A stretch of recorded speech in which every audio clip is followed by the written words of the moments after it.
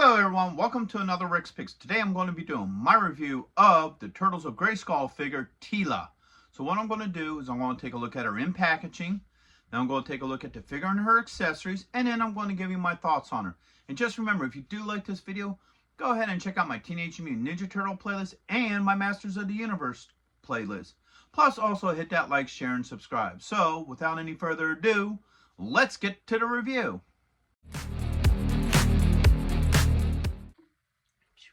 So here she is in packaging. So first off, you have He-Man and Leo in the corners, indicating that she is a good guy. You got the Turtles of Grayskull logo, her name.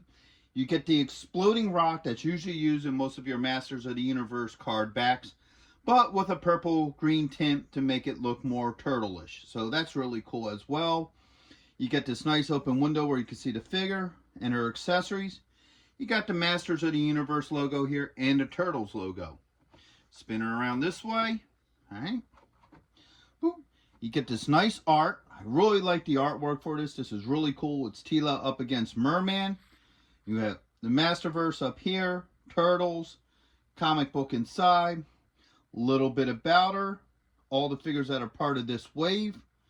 And also a brief description of her play features. Plus you also have your legal underneath. Now just remember, I have done reviews on these other figures, so go ahead and check those videos out as well. So with all that being said, let's open her up and see what she's about. So here she is out of packaging. The figure herself looks alright. There's nothing really that spectacular about her. So first we're going to do is the rotation. So we got this side.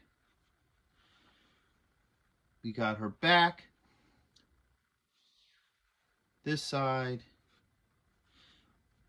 and now back to the front. So let's talk about this figure a little bit. So first off, this is basically your Teela body, Teela Evelyn body style with lack of paint. So they didn't do any painting into any of these details, so you can see where normally you would have that gold and what have you around these parts, which are not there. The same with when you bring it around to the back. You can see how those gold loops would have been there and what have you. All right. So the body is just a repainted Teela body. Just, they didn't do much with it. I mean, the silver cufflinks look pretty cool. Now, one of the things that bothers me about her is that the helmet don't come off. It's part of the figure. I think it would have been a really nice touch if this helmet could come off. But no, that's actually part of the head mold. So that was a little bit disappointing. I think the ponytail does move. Yeah, ponytail moves. So that's a bit of a bummer to me, and that's a personal thing to where I would have really liked to have seen this helmet be able to come off. So those are my thoughts on the fine details of this figure. So now let's start going into her points of articulation. So once again, the head does move. You have a shoulder joint with an elbow. All right, eventually, there it goes. All right, you have a wrist joint. All right, get the arm up. You got a swivel. Spin her around this way. You have a thigh joint. A knee joint. Oh, man. Yeah, that knee joint is a little bit weird, which is pretty standard with the female figures for the origin line, so where they always had problems with the knee joint, so that doesn't surprise me either. There is a swivel here at the boot, okay, and you have an ankle joint. So far as a figure at this point in time, I just think she's okay.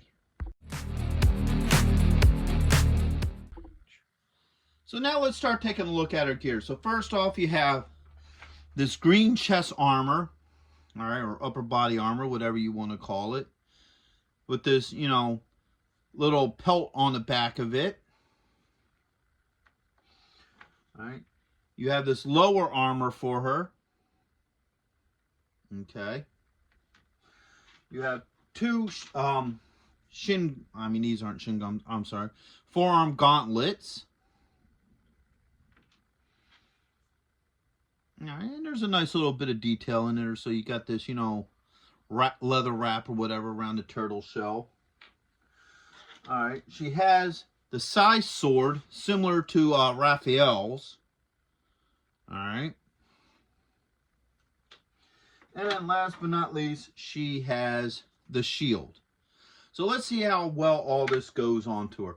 So to get the body armor on, you're going to have to take her head and torso apart. All right, so the head comes off. All right, that pops off. And then just slips over the head, just like that. And then this piece comes down here. Pop her head back on. There we go.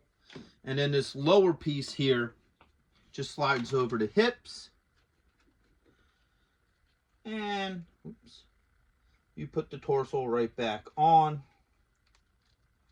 Just like that. And you spin it around to the back. There's this little latch here that latches the whole thing back together again. Come on, get in there. There we go. So now she has her armor on. And it looks pretty cool. I do like the design for the armor. Then she has her little arm gauntlets here. You can see the clip right there. And they just clip on. Just like that. No issues with them. Alright. You got the Raphael weapon here. Kind of clips in. No real issues with that. And of course she has the turtle shell. Now the turtle shell here, you got a handle here. Then you got these two pegs that will hook it onto her back. There you go. So she has the sword, she has the shield. Pop the shield off. Let's see how well it sits onto the back here.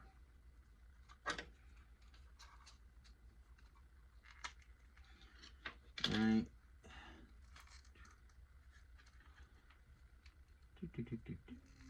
There it goes.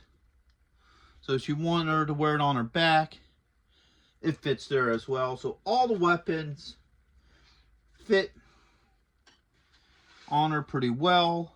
I have no issues with that. And of course, just like the rest of the Turtles of Grayskull characters, she does come with a mini comic. It pretty much has the standard artwork. You get the storyline inside. And then you get pictures of the other figures that are part of this wave as well.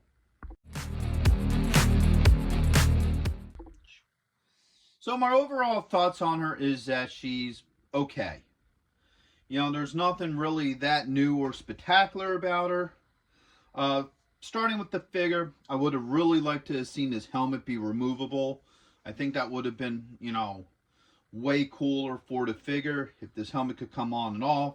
Seeing how the rest of her armor does come off, you know, it would make sense for the helmet to come off. Also, I would have liked to have seen a little bit more paint deco on her body, especially because when you turn her to the side or something here, you can get this arm out of the way. You can see in there, so it would have really been nice if they would have took some time just to put a little bit of armor color, even if it was this gray, to match the body, and it would give her a little bit more pop. All right, all her points of articulation moved pretty well. I didn't have any problems with any of her joints, except for the knees. But as far as I'm aware, they've always had problems with the female knees, so that doesn't surprise me as well. And she's, I hate to say it, just an average looking figure. There's no real pop to her. You know, they gave her the standard turtle shell, and they gave her Raphael's sword size. So I think she's a, you know, hit or miss. If you're really somebody looking to get all the Turtles of Grayskull figures, then she might be pretty cool to add to your collection. But if you're really not into the Turtles of Grayskull, she's also pass. So I would just mark her off as okay. You know, not spectacular, not bad, just okay. So with that being said, I hope you all did like this review. If you did, go ahead and hit check out my Masters of the Universe playlist and my Teenage Mutant Ninja Turtles playlist. Plus, hit that like, share, and subscribe. They're all small clicks for you, but it really helps this channel grow. So, into the next one. Late.